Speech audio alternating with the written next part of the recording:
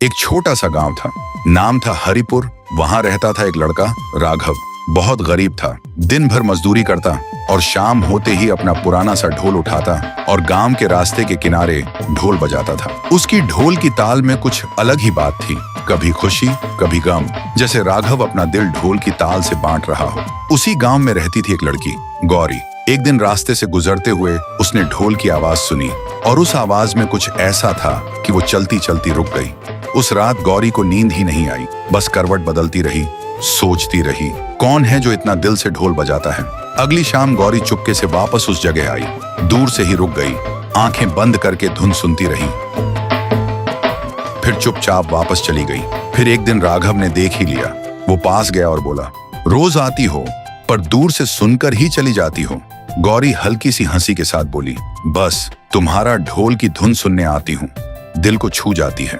उस दिन के बाद दोनों के बीच बातें होने लगी। कभी गौरी कहती, एक खुश धुन बजाओ ना, और राघव मासूमियत से हंसी मजाक भरी धुन बजा देता था। कभी राघव कहता, लगता है तुम्हें ढोल से ज्यादा मुझे देखने का शौक है, पर गौरी शर्मा कर कहती, पागल हो तुम।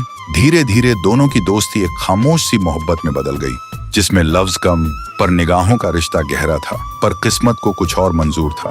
गौरी बीमार पड़ गई। दिन दिन उसकी सांसें कम होती जा रही थी।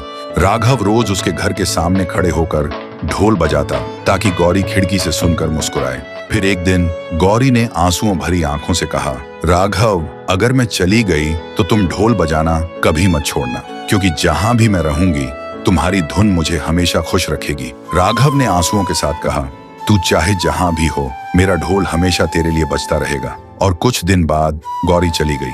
राघव टूट गया, लेकिन उसने ढोल बजाना बंद नहीं किया। हर शाम गांव के रास्ते के किनारे वो खड़े होकर अपना ढोल बजाता है, और जब ताल हवाओं में गूंजती है, राघव आंखें बंद करके धीरे से कहता है, सुन रही है ना तू गौरी? दोस्तों, कुछ मोहब्बत साथ नहीं देती, पर उनकी यादें आवाजों की तरह हमेशा दिल में गूंजती रहती हैं।